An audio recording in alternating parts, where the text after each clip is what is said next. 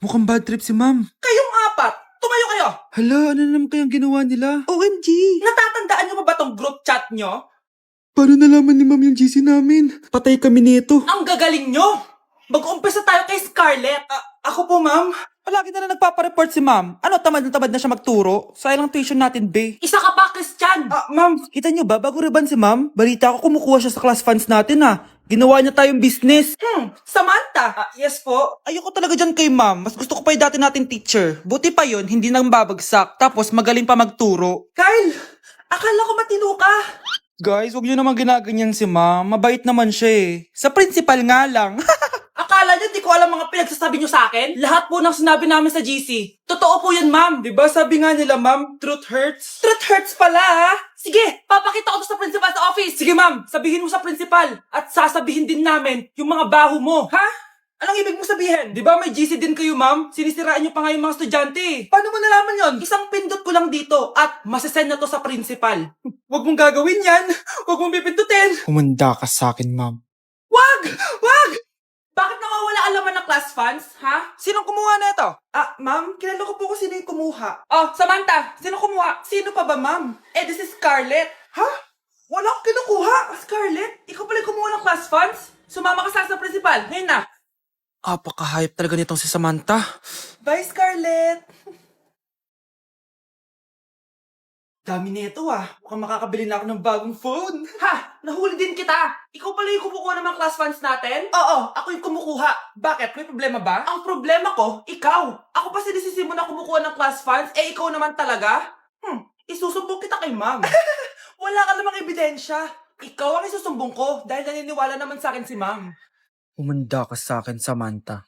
Wow, may bagong phone si Samantha. Sana all. Bigay ito ng parents ko, guys. Class! Sino naman kumuha sa class funds? Si Scarlett po yung kumuha, ma'am. Pagsabihan nyo nga yan. Ako na naman? Nagpapatawa ka ata, Samantha. Talaga ba, Samantha? Kitang-kita ko na kumuha ka dito. At narinig ko, nabalak mo na naman si Scarlett. Ma'am, di po ako yun. Gagawin mo pa ako sinungaling? Diyan ka naman magaling, di ba, Samantha? Sa pagsisinungaling? Sumama ka sa akin sa principal at ipapatawag ko yung magulang mo. Buti nga sa'yo, Samantha. Deserve mo yan. Nag-uumpisa pa lang ako. For our last question, ano ang full name ko? Wala naman yun sa lesson Siyempre, dapat alam niyo yung pangalan ko. Dami namang alam nito. Di ko maalala full name niya. Perfect na sana ako eh. Kapag di niyo nasagutan yan, -10 kayo sa akin. Aba, ma'am, paano namin malalaman yung full name mo? Di ka naman nagpakilala sa amin. Ano ka, sikat? Artista? Ang lakas mo mag-minus kapag di nasagutan yung full name mo? Sige nga, ano full name ko? Kapag di mo nasagutan, ma-minus ko yung sweldo mo. Tsaka magagamit ba namin yan kapag nagtrabaho na kami? Di naman, di ba? Pakin namin sa full name mo. Okay, class. Last 5 minutes. Hirap naman nito. Be, ano sagot sa number 10? Huwag ka mong sa akin, Samantha. Mapapagalitan tayo kay ma'am. Damot mo naman. Ayaw mo akong pakopyahin, Bilisan nyo, class. 1 minute na lang. Ma'am, nangangopya po si Scarlett sa akin, no? Apakasinungaling mo, Samantha. May nangangopya pala dito. Bagsak ka na sa akin, Scarlett. Apakasama talaga ng ugali mo, Samantha. Nay! O anak, anyari sa'yo? Binagsak ako ng teacher ko. Naniwala kasi siya kay Samantha na nangopya daw ako. Totoo ba yun, Scarlett? Hindi, Nay. Siya talaga yung nangopya sa akin. Walang iya yan, Humanda siya sa akin. Tara, anak. A few moments later. Ma'am, bakit niyo po kami pinatawag dito? Kasi yung anak mo, sinungaling. Siya naman talaga yung nangopya kay Scarlett eh. Hindi po totoo yan. Para malaman natin kung sino nagsasabi ng totoo sa inyong dalawa, mag-quiz na lang kayo ulit. Patay ako nito. Humanda ka ng mapahiya, Samantha. Okay, time's up. Pass your papers. Scarlett, naka-perfect ka. Yes, talino talaga ng anak ko. Samantha, wala kang tamang sagot. Ikaw talaga ang totoong nangungopya. Nakakahiya ka, Samantha. Humanda ka sa akin sa bahay. Tara! Huwag po, Nay! Okay, class. Let's start. Scarlett? Sorry po, ma'am. Late po ako. Ay, bawal na pumasok kapag late. Doon ka sa labas. Hintayin mo matapos yung subject ko. Ma'am, pero... Labas! Pinahiya mo ko, 5 minutes lang late si ma'am. Sorry class, na late ako. Start na natin discussion, ha? Ay, hindi, ma'am. Kapag na late na, bawal na pumasok. Aba, sino nagsabi sa'yo niyan? Ikaw po, ma'am. Kapag kami nalilate, bawal, hindi na papapasukin. Pero kapag kayo, pwede, okay lang. Ang unfair. Classmates, mag-party tayo dahil hindi na magtuturo si ma'am. Scarlett! Scarlett! Ano, may sasabihin ka ba? Wala po, ma'am. Buti po nakadating pa rin po kayo kahit na late. Okay, class, let's start. At dahil maraming hindi nakasagot ng full name ko, iibahin ko yung mga tanong. Salamat naman. Number 1, 2 plus 2. Yes, may tamang sagot na ako. Number 2, what is the powerhouse of the cell? Ang dali naman. Makaka-perfect ako. Number 3, ano yung pangalan ng crush ko nung elementary pa ako? Ano na naman yan? Kung nakikinig talaga kayo, alam nyo kung sino yung crush ko. Aba ma'am, akala bang iibahin mo yung mga tanong? Bakit may mga ganyang tanong na naman? Malamang, para makasigurado ako na nakikinig talaga kayo. Wala namang may paki kung sino naging crush mo na elementary ka, ma'am. Wala namang may alam yan eh. Ma'am, alam ko po kasi yung crush nyo. Nakikinig po ako sa kwento mo. Buti pa si Michael, nakikinig. Di kagaya ng iba dyan. Sige, perfect ka na, Michael. Yes! Makinig din kasi kayo sa kwento ni ma'am. Number 4, sino yung pinsan ng kapatid ng lola ko na sa ng mama ko na pamangkin na ate ko? Bagsak na naman ako!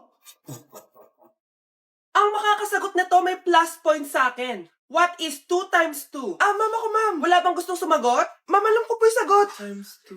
Ma'am. Okay, Samantha. 2 times 2 is 4. Very good. May plus 5 ka sa akin. Ang daya naman, kanina pa ako nagtataas ng kamay. Ma'am, pwede pa po ba ako mag-take ng quiz? Absent kasi ako kahapon eh. Ay, hindi na! Absent pa more! Tatamad-tamad ka kasi mag-aral. Nagkasakit po kasi ako, ma'am. Oh, anong gagawin ko? Ma'am, pwede ba ako mag-quiz kahit absent din ako kahapon? Oo naman. Ito, magsimula ka na. Thank you po, ma'am. Bakit siya pwede mag-quiz, ma'am? Bakit? May problema ka ba? Oo, may problema ako. Favoritism ka. Palagi na lang sa Samantha binibigyan mo ng chance. May galit ka ba sa akin, ma'am? Sabihin mo. Hindi ako galit sa'yo. Pero sa nanay mo, oo. Wag na wag mong dadama yung anak ko sa problema mo sa akin. Nay, anong meron? Yang nanay mo, pabida. Dapat ako yung top 1 ng high school kami. Alam naman natin dalawa na deserve ko talaga maging top 1. Hindi kagaya mo, binabayaran yung school para tumaas ang grade. Totoo ba yun, Nay? Sinungaling ka. Mana ka naman para sa nanay mo, Samantha. Nga pala, alam na ng principal yung pagiging favoritism mo. Good luck na lang sa'yo, ha? Kawawa ka naman, be. Nireject ka ng crush mo. Ang pangit niya kasi. Tara na nga, baka mahawa pa tayo sa kapangitan niya. Humanda kayo sa akin. Maghihiganti ako sa inyo. A few moments later. Sorry guys, I'm late. Sino yan? May bago ba tayong kaklase? Be, si Scarlett yan. Oh, hi. Ako nga pala yung sinabihan yung pangit dati. Boyfriend niyo ba yung mga nandun? Sabi kasi nila, ang ganda ko daw. Ikaw yan, Scarlett? Hindi pwede. Paano nangyari to? Magpaganda ka na rin, be. Baka habulin ako ng boyfriend mo. Bahala ka. Bye. Uy, Scarlett, ang ganda mo na. Anong sekreto mo? Maligo din kasi kayo, be. Hala, di ba siya yung nag-reject sa kanya dati? OMG. Sorry nga pala sa nasabi ko sa'yo dati, pero sure na ako ngayon na gusto kita. Eto, para sa'yo. Okay. So tayo na? Pwede ka na umalis. Ang kapal din ng mukha mo no? Sorry pero may boyfriend na ako. Mas pogi at di katulad mo. Sandali lang. Ang sarap talaga maging maganda. Anak, gumising ka. Nay, anong ginagawa mo dito? Gumising ka, anak! Panaginip lang. Maganda pa rin ba ako?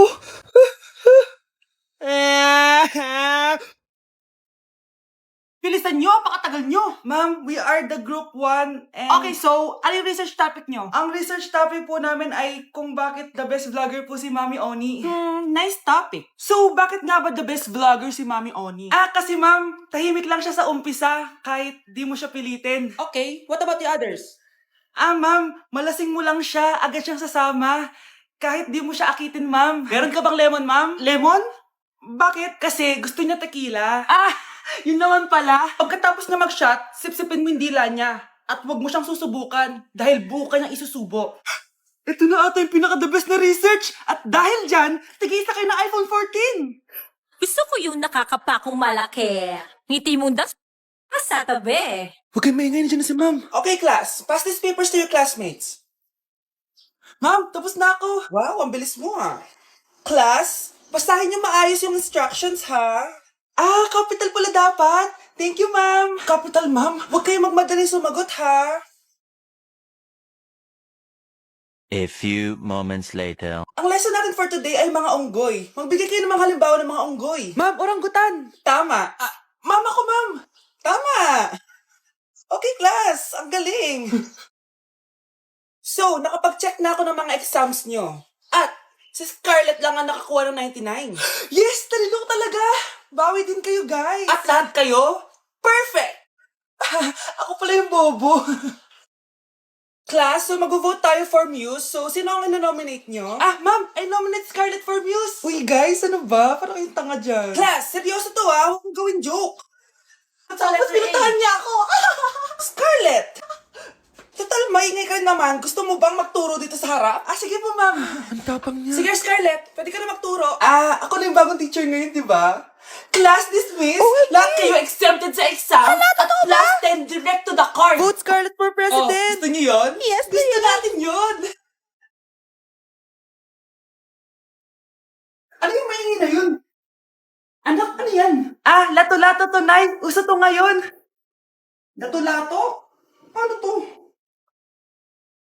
Yak naman. Di ka lang marunong eh. A few moments later. Ingay naman. Ako walang gana. Makalabas na nga. Di ka naman marunong eh. Marunong kaya ako. Bobo. Wow, galing mo na. Halika na, Mars. Diyos ko, kahit saan ako pumunta. Nakakairita na. Matutulog na nga lang ako. Ay, salamat. Tahimik na. Nay, wag kang matulog. Laro tayo nito. Tama na! Anong nangyayari sa'yo, Nay? Ilayo mo sa akin yan, anak! Huwag ka lalapit sa akin! Laro tayo neto, Nay! Ilayo mo sa akin yan! Laro tayo! Tama na! Good morning, class! Maganda kayo dahil mag-quiz tayo. Ang lakas magpa-quiz ni ma'am, akala mo naman nagtuturo siya. Trube. Hoy kayo! May sinasabi ba kayo? Ang sabi ko, ang lakas mo magpa-quiz, akala mo nagtuturo ka. Eh, hindi naman eh. Ah, ganun! Minamalditahan mo ako. Tara, sa principal's office. So, bakit nyo kinonduct tong research paper nyo? Ay, may choice ba kami, ma'am? Di ba sabi mo gawa kami na research? Bakit nyo kami tinatanong kung bakit namin kinonduct to? Aba, sumasagot ka? Eh, di ba question and answer tayo dito, ma'am? So, bawal na pala sumagot? Nilalaro nyo lang ata kami. Magpapakita na ako ng mga grades nyo. At huwag kayong magreklamo kung bagsak kayo, ha? Okay, Scarlett, ikaw mauna. For sure, mataas grades ko. Ma'am, bakit bagsak ako? Bakit bagsak ka? Bakit? Pumapasok ka ba sa subject ko? Remember class, taga-compute lang kami ng grades nyo. Kayo ang tagagawa. Eh ikaw ma'am, nagtuturo ka ba? Aba, walang iya ka. Eh puro ka lang naman kwento ng buhay mo, di ba? True. Ito ba yun sa exam? Alang isasagot namin sa enumeration ma'am. Yung 5 naging crush mo nung high school? Class, ipasa nyo tong assignment na nakikita nyo sa blackboard. Ipasa nyo rin bukas yung 3 activity na pinapagawa ko. Okay ba? Ma'am, hinay-hinay naman. Bawal na kami matulog. Yung Diyos nga nagpahinga, kami bawal. Mukha ba kami robot, ma'am? Oh, nakakaramdam kami, sakit. Ah, nagrereklamo ka ba? Ay, hindi ako nagrereklamo, ma'am. Halos magkasakit na nga kami dahil wala kaming tulog. Diba? Mas ginaganahan kami mag-aral. Ah, pilosopo ka? Ibabagsak kita. Hindi mo na ako kailangang ibagsak dahil magda-drop na ako. Guys, pasupport ako ha dahil mag-vlog na lang ako. Go, best support! Bye, ma'am. Class, listen. Mamimiss ko kayo. Mamimiss namin yung subject nyo, ma'am. Mamimiss kita, ma'am, kahit wala naman ako natutunan sa inyo. Ano ba yung tinuro mo?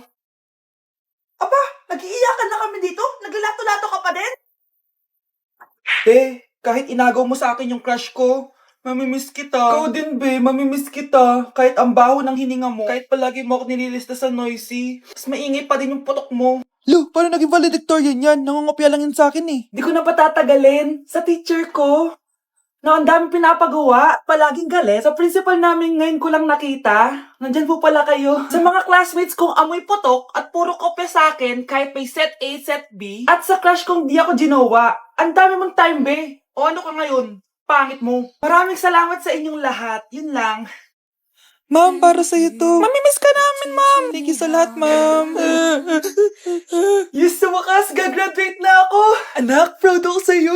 Aba, bakit ka nandito? Ah, ma'am, di ba graduation po natin ngayon? Ay, hindi ka gagraduate. Pagsak ka sa akin, di ba? Ayan, kakalato-lato mo yan. Humanda ka sa akin sa bahay. See you na lang next year. Uulit ako.